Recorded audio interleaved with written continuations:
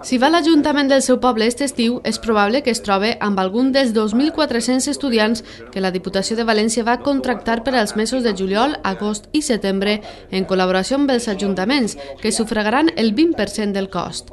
En total, la Diputació invertirà 3,5 milions d'euros, mentre que els ajuntaments pagaran 800.000. Els requisits són estar empadronat en qualsevol poble valencià, sol·licitar la beca només en una localitat, ser estudiant major de 18 anys i estar cursant formació professional o estudis universitaris.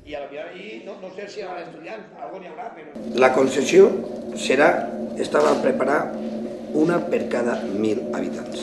Significa que el nostre Ajuntament va tindre 30 beques per a xiques i xics que estiguen estudiant en FP o bé a nivell de diplomatura o licenciatura a nivell d'universitat.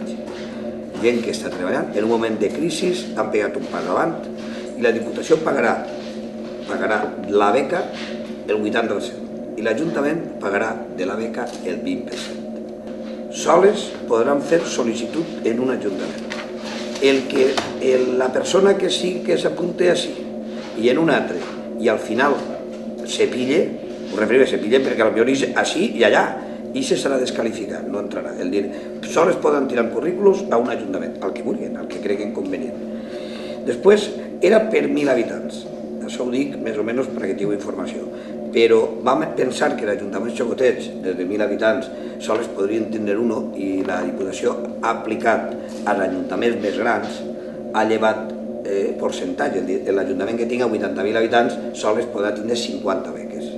I entonces d'aquestes 30 beques d'alguns ajuntaments passaran a que tot, i també de l'Ajuntament de València, també passaran directament als ajuntaments xocotets i fins a 3.000 habitants tots tindran 3 beques.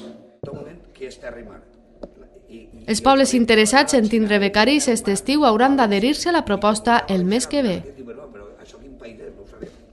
La convocatòria la fa la Diputació convoca, però els ajuntaments s'adhereixen al programa i els ajuntaments són els que realment distribueixen les beques. És a dir, si tinguem una bolsa que a partir d'ara encara no està fet, però ja poden anar presentant-se, perquè per això ho ha presentat, per adelantar, poden ja anar presentant-se i després dins dels departaments diran si fan falta o no fan falta, perquè realment després en cada departament els responsables ens diran en aquest departament fa falta i en este no fa falta.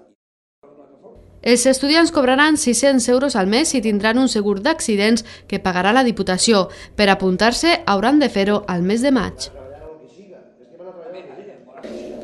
La publicació de convocatòria estarà a primera setmana de maig. L'adhesió de l'Ajuntament té que estar fins al dia 20 de maig, el que passi ja no entra. Inscripció dels estudiants té que ser fins al dia 5 de juny, ja poden apuntar-se. I després la selecció, que es farà per tècnics municipals, que se farà fins al dia 15 de juny. Els estudiants es contractaran mes a mes i al finalitzar les pràctiques obtindran un diploma acreditatiu del seu treball a l'administració pública. Una portàtil en Villarreal